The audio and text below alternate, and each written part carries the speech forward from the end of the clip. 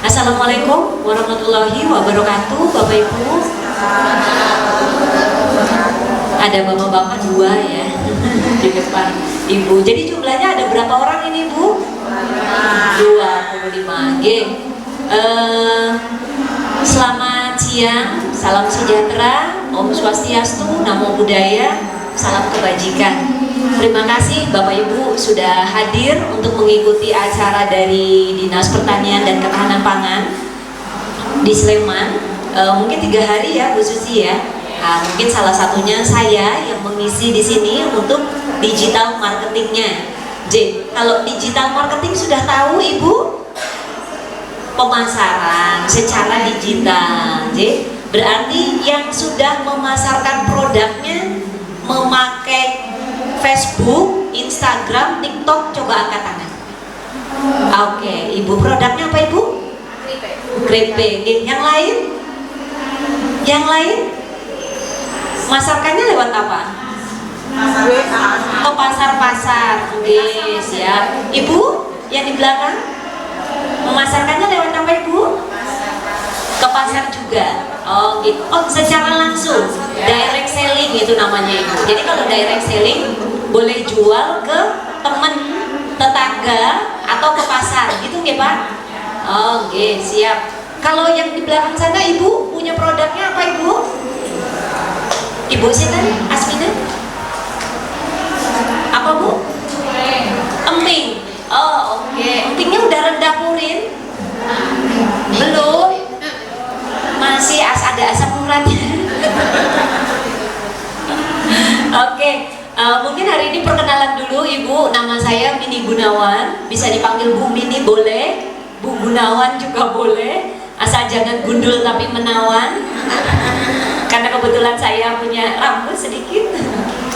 Oke, saya backgroundnya fotografer. Bapak Ibu, saya praktisi UMKM juga, praktisi di DPKP juga. Biasanya saya di provinsi. Fotografi itu di bidang produk fotografi untuk pemasaran di berbagai media sosial, platform dan lain-lain. Kalau ini saya buat katalog produknya di Jakarta, Smesco Jakarta, untuk kebutuhan Smesco Jakarta. Smesco Jakarta ini adalah salah satu lembaga di mana kita bisa mendapatkan seluruh barang lokal produk di Indonesia.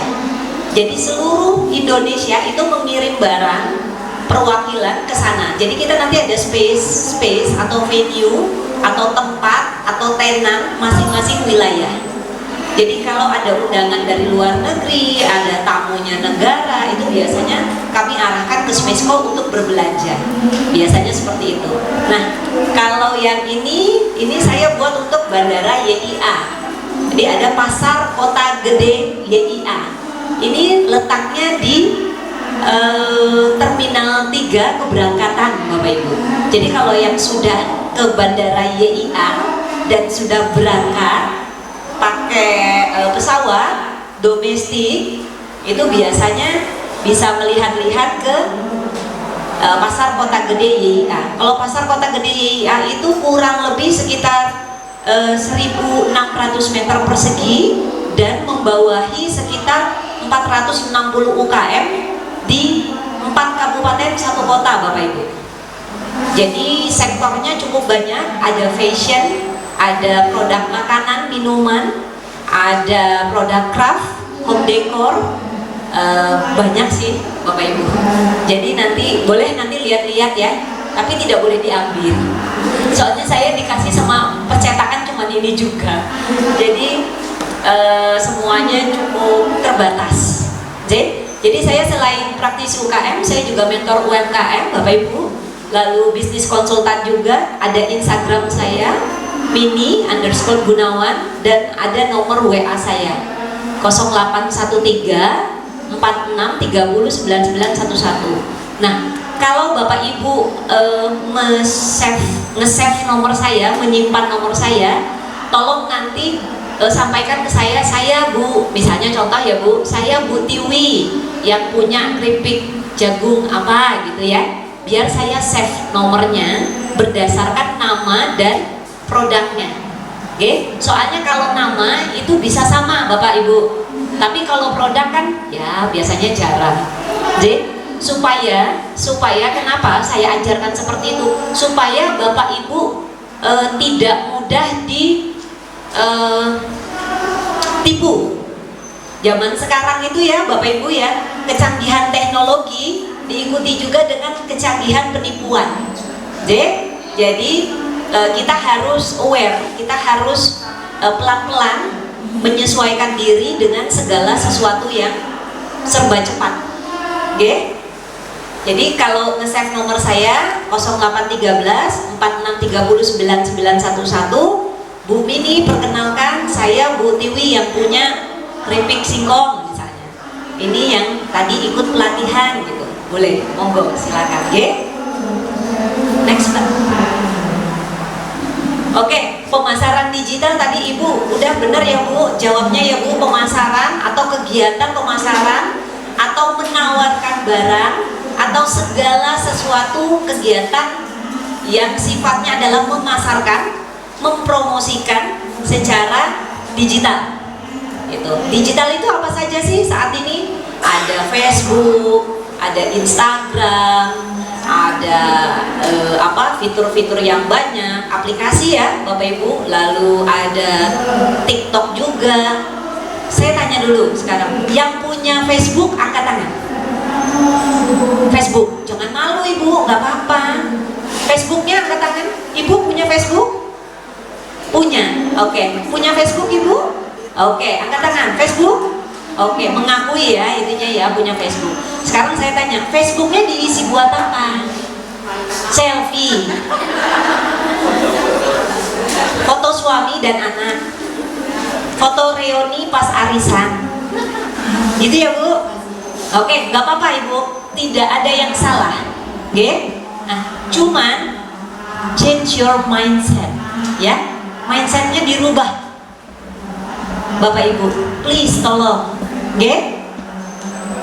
Jadi jangan sampai nanti menyalahkan anak-anak muda, ya kan? Wah, kalau anak muda itu ininya cepat, belajarnya cepat. Sebenarnya orang tua juga bisa kok Bu.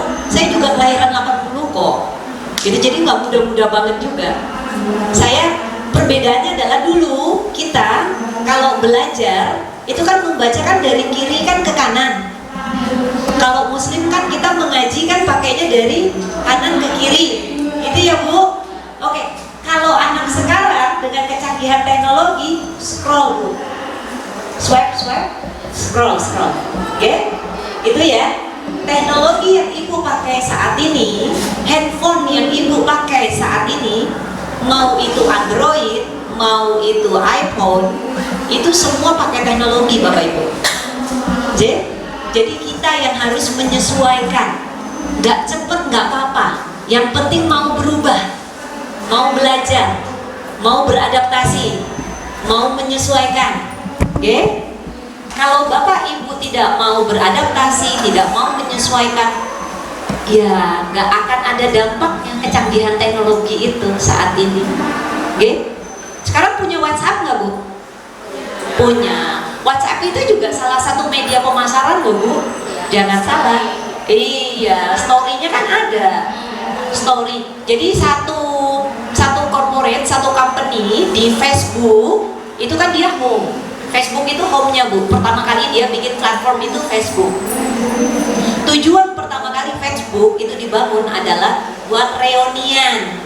Bener memang Mark Zuckerberg-nya memang maunya itu, mempertemukan dia dengan mengkoneksikan teman-temannya dia waktu SD, SMP, SMA gitu.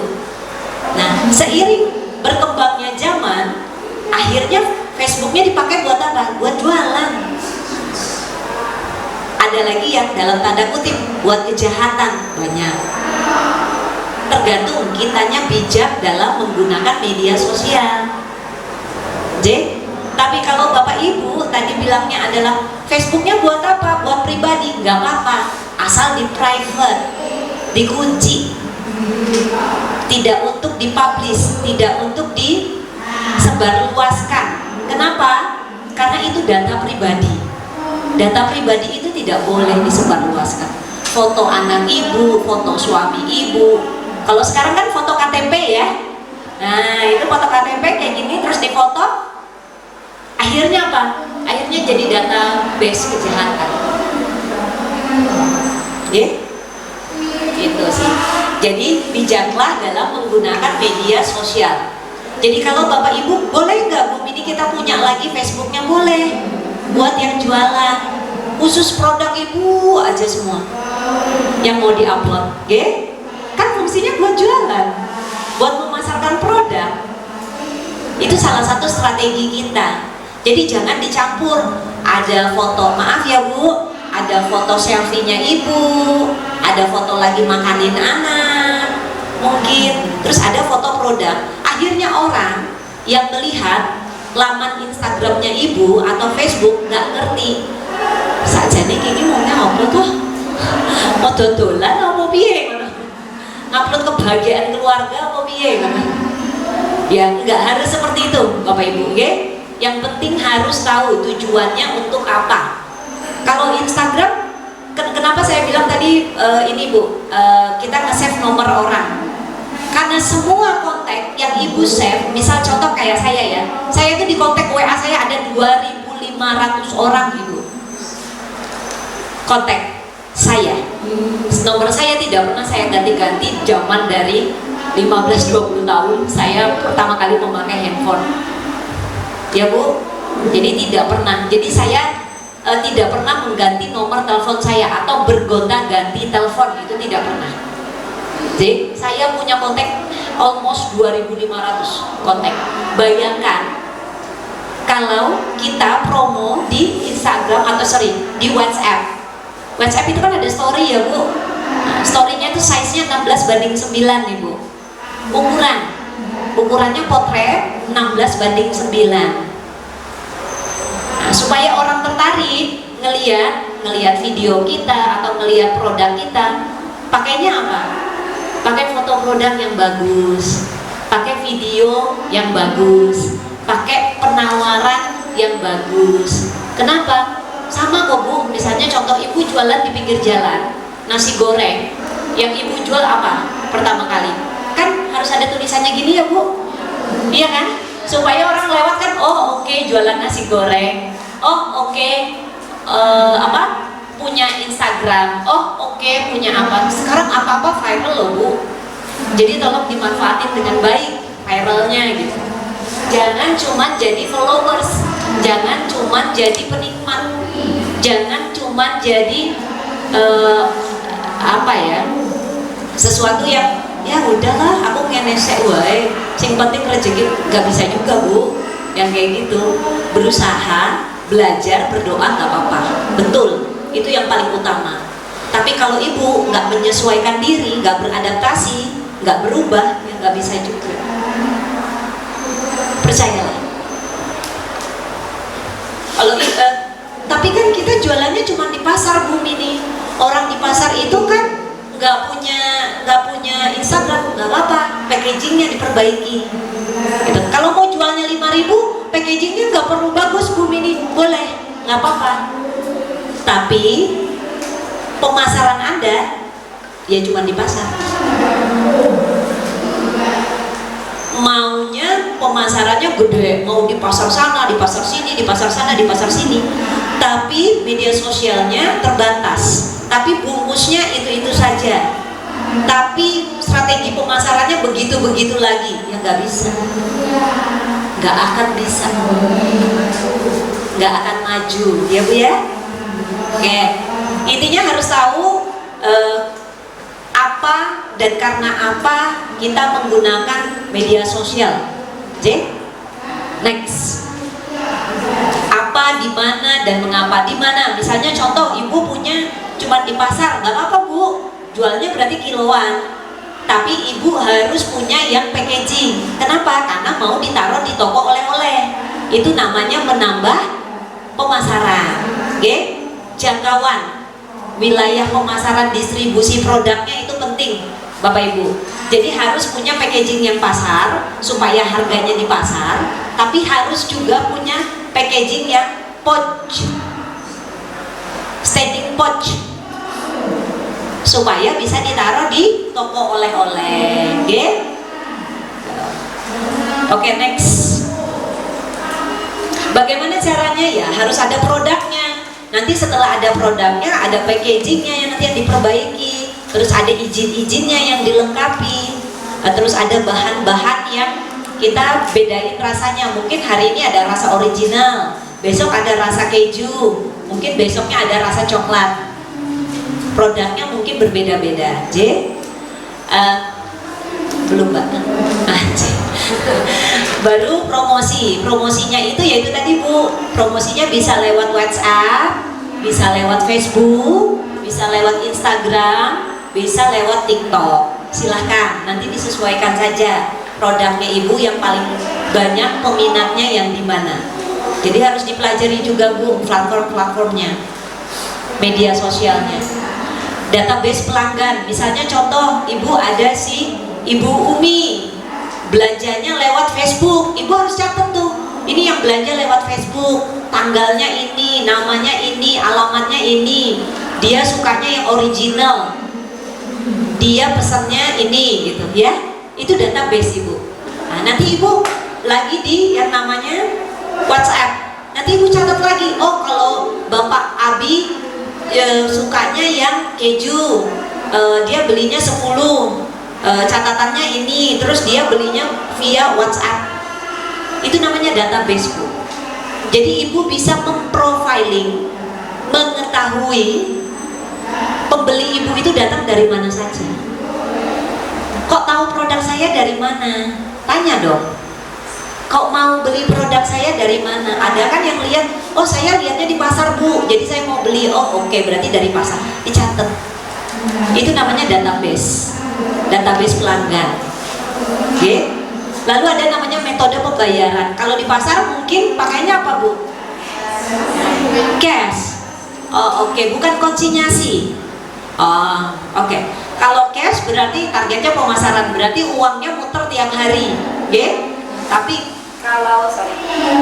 kalau di toko oleh-oleh biasanya konsinyasi Bapak Ibu. Biasanya 2 minggu atau 1 bulan baru dibayar. Jadi modalnya ya pasti lebih gede. Barang yang ditaruh juga ya begitulah. Kadang laku, kadang enggak ya Bapak Ibu. Tapi kan yang penting kita berusaha, oke? Harus fighting terus pokoknya. Upselling dan cross selling. Nanti saya jelaskan satu-satu. Next. Oke, harus ada produknya Bapak Ibu. Produk itu bisa ada produk nyamian gitu ya, jajanan pasar, ada produknya beras, ada produknya keripik, macam-macam. Intinya packagingnya harus bagus, harus menarik, rasanya juga harus enak. Jadi jangan cuma fotonya yang bagus, tapi begitu orang makan rasanya nggak enak. Sering ya Bu, yang kayak banyak ya Bu ya. Kita misalnya contoh datang ke satu restoran, gambarnya bagus, pisang gorengnya isinya 4, ya, yang datang 2 lah. Nah kalau dikorting ini, nah ya toh Bu, kita merasa dibodohi. Nah, secara fotografi itu tidak dibenarkan. Ya Bu, kalau saya biasanya kontribut untuk foto di Horeca, hotel, restoran, coffee shop, itu saya selalu ngomong, kamu satu porsinya isi berapa? Isi 2, oke. Berarti saya yang harus mikir gimana caranya isi 2 tapi tetap menarik dipandang mata. Tapi kan kita nggak boleh membodohi orang Bu. Misalnya contoh, oke, nggak apa-apa Bu. Bu, gimana kalau saya foto produk ini Pak? Nanti pakai listrik juga. Nggak apa-apa, sana jelasin. Gak apa-apa, lanjutkan Ibu. Suara saya masih bisa didengarkan Bu? Masih. Belum makan siang tapi harus cepat ini ya Bu. Coba. Oke, cek. Oke, intinya saya sebagai fotografer itu tidak boleh membodohi mata orang. Visual itu tidak dibenarkan. Jadi misalnya contoh lagi, ada sawinya, atau sawi itu kan identik dengan warna hijau. terus saya edit supaya kelihatan segar, namanya membiru gitu. Nah itu kan nggak masuk akal. Sesuatu yang tidak masuk akal tidak boleh kita libatkan dalam sebuah fotografi. Atau matanya manusia itu kalau melihat halnya yang seperti apa sih? Misalnya contoh, kalau sawi mau seger ya harus disemprot dengan air supaya kelihatan segernya. Kalau lettuce, selada yang mau di atasnya nasi goreng untuk kayak proofs dan lain-lain, itu kalau mau seger gimana? Direndam dulu pakai air es supaya dia mekar lagi, terus dia bisa difoto supaya tidak layu.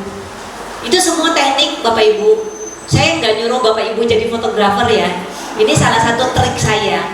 Jadi kalau saya dapat tugas untuk memfoto suatu makanan, ya kan kita yang harus mikir konsepnya apa gitu. Tapi paling saya nanya, komunikasi dengan orang yang punya produk.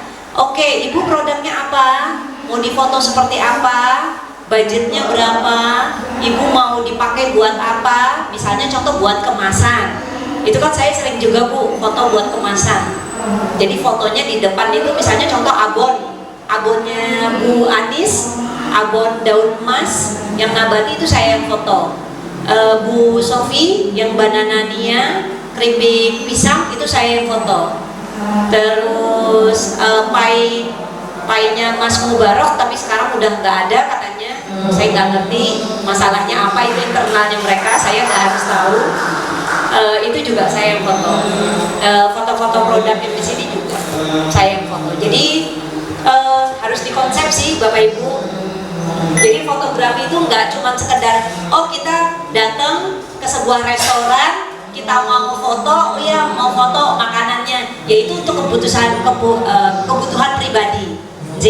Tapi kalau foto produk Ibu itu harus dikonsep. Misalnya contoh keripiknya keripik pisang. Oke, keripik pisang enaknya pakai apa? Minumnya pakai teh.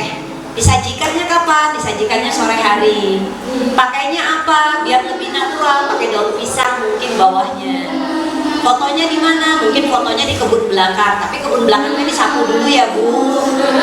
Nanti kalau nggak disapu orang bukannya tertarik malah, waduh, kok resik banget ya. Ya semua itu harus disetting. Disettingnya itu tapi kan tidak untuk menipu customer, itu tidak boleh. Misalnya contoh isinya dibanyakin gitu ya, padahal begitu customer lihat, loh kok cuma 100 gram. Nah itu kan berarti Bapak Ibu kan nggak jelas waktu memberikan keterangan di depan. Kan harus, misalnya contoh dia punya 3 ukuran, ada yang 500, ada yang 250, ada yang 100. Itu semua harus difoto loh Bu. Iya, supaya orang tahu, oke, ini ukurannya 500, oke, ini ukurannya 250, oke, ini ukurannya 100. Kalau Ibu punya 3 packaging harus difoto Bu. Namanya grouping namanya. Jadi difoto kayak grup. Misalnya contoh ada rasa coklat, ada rasa keju, ada rasa original, ya itu juga harus difoto grouping supaya orang tahu bahwa Ibu punya 3 varian rasa. Oke, next. Kalau promosi ya saya rasa Ibu sudah ngerti ya. Kalau promosi beli 1 dapat 1 ya silahkan. Tapi kalau di McDonald's atau Starbucks itu promosinya lebih gila lagi Bu. Nah, kenapa? Karena promosinya sudah berbeda dengan kita. Karena targeting, marketing, positioning yang mereka beda. Mereka miliki itu tuh beda. Tapi kalau UMKM tidak bisa seperti itu. Tapi mungkin promosinya bisa. Kalau Ibu mau barangnya, misalnya contoh barang nggak jalan nih, ada 20 gitu, beli 5 gratis 1 deh, atau beli 4 gratis 1 deh. Berarti 4-nya dinaikin sedikit harganya untuk menutupi yang gratis 1 gitu. Itu namanya cara promosi. Tapi barang Ibu kan akhirnya kalau ada 4 pembeli, 20 barangnya jadi habis. Oke? Itu salah satu cara promosinya. Next. Nah, kalau promosi di konten itu lebih gampang lagi Bu. Orang belum lihat produknya, orang belum nyicip produknya, tapi udah ngelihat di status WhatsApp, akhirnya orang tertarik. Kok beli 1 satu dapat satu, lumayan ini, ya wes lah. Atau limited, terbatas. Nah itu kan orang kan akhirnya kan tertarik, akhirnya berlomba-lomba. Wah lumayan nih. Iya, kalau normal price-nya berapa? Emang biasanya harganya berapa? Oh ini harganya 20.000 misalnya contoh. Tapi sekarang jadi 15 gitu. Tapi dapat 2 ya, lumayan juga. Kenapa? Karena ibu kan harus ada expirednya. Yang ibu kejarin expired, daripada dibuang nggak jadi duit. Gimana caranya yang mau expired kita promosiin gitu, supaya nggak jadi barang yang nggak jalan. Belum Mbak. Editing dan filter. Kalau saya intinya editing itu fungsinya untuk menghilangkan sesuatu yang tidak boleh ada harusnya di dalam sebuah frame atau fotografi. Oke, misalnya contoh ada semut. Waduh, kalau ada semut kan nanti kita di black campaign nih, diceritain orang yang enggak, nanti kita hapus. Tapi bukan berarti misalnya contoh ada foto makanan, terus di atasnya ada sepatu, nah itu kan nggak sopan ya Bapak Ibu. Editnya maksudnya berlebihan, tidak diperkenankan dan tidak diperbolehkan. Intinya edit itu sebatas dan seperlunya. Ada juga sekarang Bu yang kalau cowok-cowok sama cewek-cewek diputih-putihin, nah itu kan editnya juga itu berlebihan. Nanti begitu ketemu bingung, loh gitu ya. Intinya tidak too much, intinya tidak berlebihan, seperlunya saja. Memang sih Bu, kuncinya berjodoh itu kan yang penting ketemunya cantik putih, orang udah bayanginnya berlebihan nanti ya. Jadi nanti too much thinking gitu ya. Tapi kalau ya nggak perlu lah dimancung-mancungin hidungnya, sopo anaknya ya tuh Bu. Tapi kalau itu kan khusus untuk kalau itu kan khusus untuk fashion. Kalau fashion dan lain-lain intinya secara pantasan ya Bapak Ibu. Misalnya contoh kita jualannya bajunya baju muslim, baju syari, ya nggak usah lah ada belahannya atau lemburannya dan lain-lain. Ya tinggal teknik pengambilan fotografinya saja yang disesuaikan supaya pemikiran orang yang melihat produk kita itu sesuai, terstigma dengan baik. Jadi tidak melenceng kemana-mana, tidak melebar kemana-mana gitu. Jangan sampai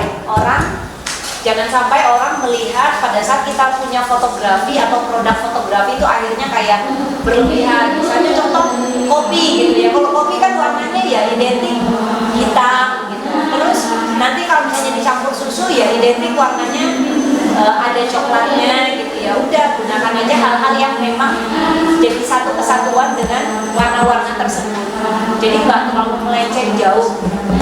Misalnya contoh kopinya ada tapi gelasnya dihapus, diedit gitu, nggak ada. Wah ini simsalabim kayak.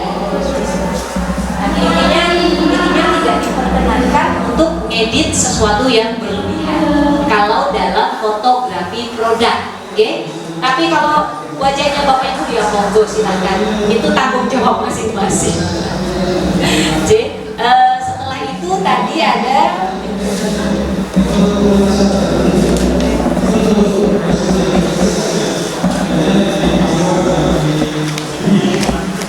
oke, database sudah, metode pembayaran sudah, lalu ada ini ya Mbak,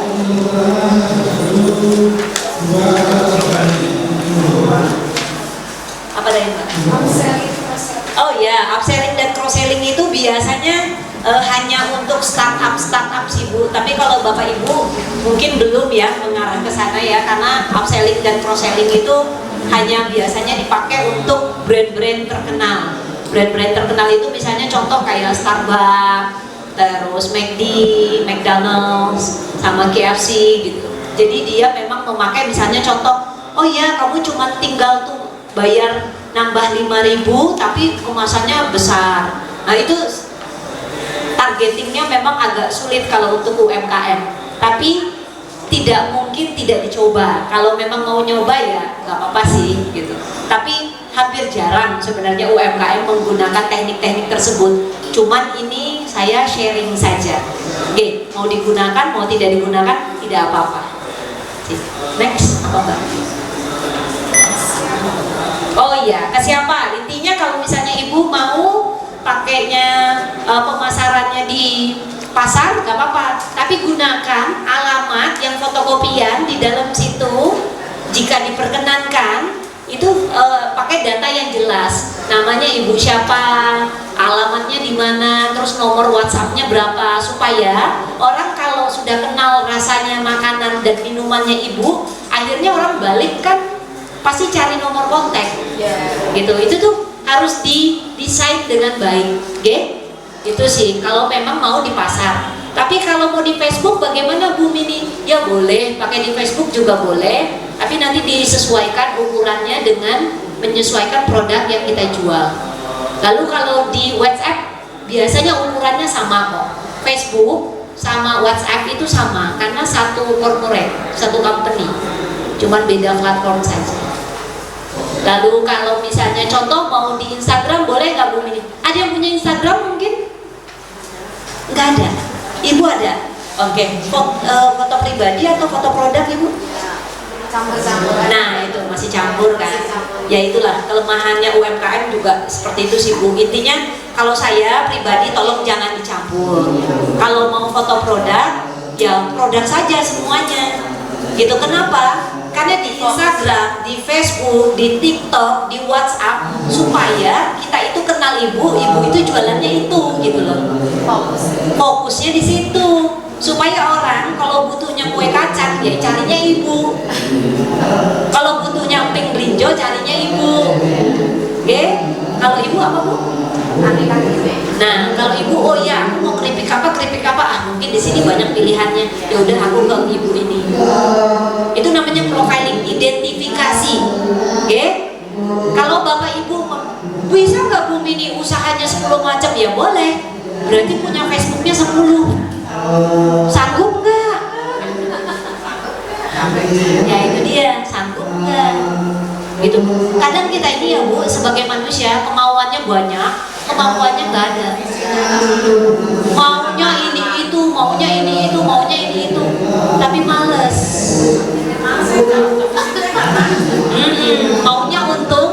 Maunya untung, tapi nggak mau berusaha, iya kan? Iya. Bedanya itu. Tapi kalau mau dikhususin aja Bu, misalnya kayak ibu aneka camilan keripik misalnya, atau pakai searchnya pertama kali itu adalah camilan. Misalnya serba ada camilan di sini, misalnya contoh. Jadi ibu kan punya beragam keripik yang ada di sana. Jadi boleh jadi industri keripik gitu. Atau ulaan keripik. Wah, itu kan orang langsung ngerasanya kan, wah ini ulaan nih. Berarti bisa beli grosir, bisa maklon, bisa ecer gitu loh. Kan kita harus pakai stigma yang biasanya ada di pola pikirnya manusia pada umumnya ya Bu. Jadi nggak usah di ini gitu loh. Nggak usah, ya terkadang jadi keren itu juga nggak harus kok Bu. Jadi diri sendiri aja. Pede aja. Iya ya. Ya intinya ibu yang paling tahu kelemahan, kekurangan yang perlu ditambahkan di produknya bapak ibu apa. Oh packagingku kurang nih, ya udah carilah tempat yang bisa memperbaiki packaging ibu.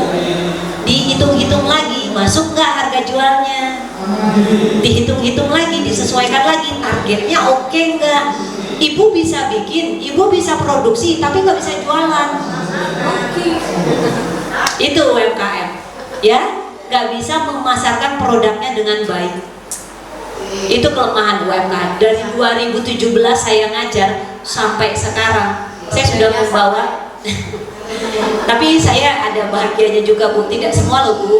Tapi kalau kayak Bu Sofi kan udah lumayan, bisa hampir 8 sampai 10 negara. Udah ekspor. Yang furniture juga sebenarnya lebih gampang kalau ini. Cuman kalau yang sekarang kayaknya lebih banyak produk makanan dan minuman kan Bu? Karena DPKP ya Bu. Oke, intinya siapa yang kalau misalnya Bapak ada timnya. Nah ini kelemahan lagi untuk UMKM, beli sendiri, produksi sendiri, packaging sendiri, jual sendiri, memasarkan sendiri. Nanti akhirnya sedih sendiri, capek sendiri.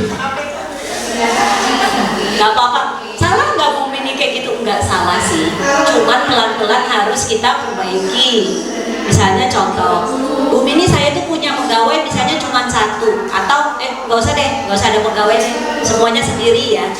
Oke, Senin Bapak Ibu produksi, Selasa Bapak Ibu memasarkan produknya, hari Rabu Bapak Ibu misalnya contoh ke pengajian, arisan, kemana-mana, itu kan bagian dari masarin produk juga. Hari Kamis nanti bikin promosi-promosi, ya. Nanti hari Jumat mau pengajian lagi boleh, mau libur ya boleh, Sabtu Minggu nanti mau dibikin lagi ya boleh. Jadi diatur jadwalnya. Itu sendiri loh Bu, nggak apa-apa loh Bu. Kenapa? Karena saya belum mampu Bu Mini gaji orang, ya nggak apa-apa. Tapi harus diatur waktunya, dirinya juga harus diatur. Senin saya produksi, Selasa saya foto, hari Rabu saya masarin produk, hari Kamis saya ikut pengajian, ikut workshop seperti ini, ya kan?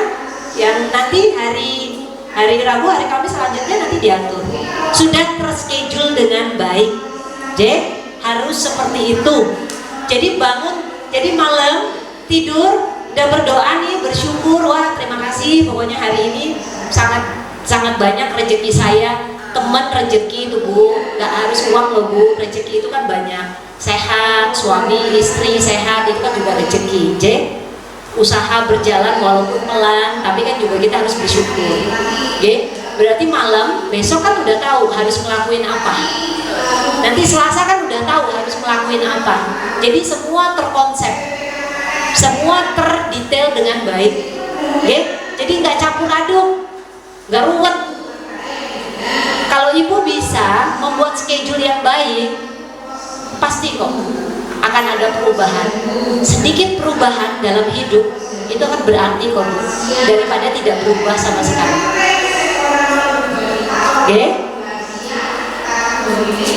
Next Mbak, udah kayak Blackpink saya. Panas. Intinya era digitalisasi sekarang itu menuntut kita serba cepat, serba beradaptasi, serba berubah dengan segala hal-hal yang kiat cepat. Bapak Ibu kan juga harus memperhatikan perkembangan anak-anak di rumah gitu. Tapi kan juga harus bertanggung jawab dengan diri sendiri. Ibaratnya gini, semua produk yang Bapak Ibu hasilkan itu adalah bagian dari tanggung jawab kita. Saya juga punya produk Bu, saya juga punya konveksi Bu, saya juga punya bisnis saya yang lain. Saya juga punya komunitas, saya juga punya produksi, saya juga punya konveksi, saya juga punya segala sesuatu. Tapi saya juga masih tetap bisa ngajar kok, gitu. Jadi jadilah perempuan yang produktif, jadilah perempuan yang bisa beradaptasi dengan banyak hal, jadilah perempuan yang selalu berubah setiap harinya, selalu peka untuk melihat apa perubahan yang baik buat diri kita, selalu terus mau belajar dan belajar, itu penting. Jadi kalau bisnis itu tuh sebenarnya tinggal kita kalau yang mau beradaptasi gampang. Kalau cuma jualannya di pasar berarti nggak sukses ya Bu Mini, nggak pakai media sosial, nggak juga. Banyak kok yang juga bisa sukses dari pasar, nggak pakai media sosial juga banyak kok. Cuman nanti akan ada nantinya. Jadi bisnisnya Bapak Ibu itu tidak bisa diwariskan, tidak punya riwayat, tidak punya storytelling, tidak punya brand positioning. Jadi orang nggak akan kenal. Misalnya amit-amit ya, mohon maaf, misalnya kita sudah nggak ada di muka bumi ini, ya udah akan hilang saja begitu saja. Yang namanya produk itu harus sustain Ibu, harus berkelanjutan. Yang namanya bisnis itu harus bisa kita wariskan ke anak, itu yang benar. Bisnis, produk, perempuan, itu semua harus seperti itu. Jadi ya perempuan itu tugasnya banyak ya Bapak Ibu. Maaf ya saya ini lagi. Intinya mau berubah, mau terus belajar, semangat untuk merubah segala sesuatunya. Jangan mau itu saja, jangan mau itu lagi, jangan mau begitu saja. Harus berubah. Sampai di sini materi dari saya. Wassalamualaikum warahmatullahi wabarakatuh. Tepuk tangan dulu dong buat Bapak Ibu semuanya. Monggo kalau ada pertanyaan Bapak Ibu, mungkin 1-2 pertanyaan saya tampung, saya langsung bisa jawab sambil saya prepare untuk di depan. Sudah bawa produknya Ibu? Bawa.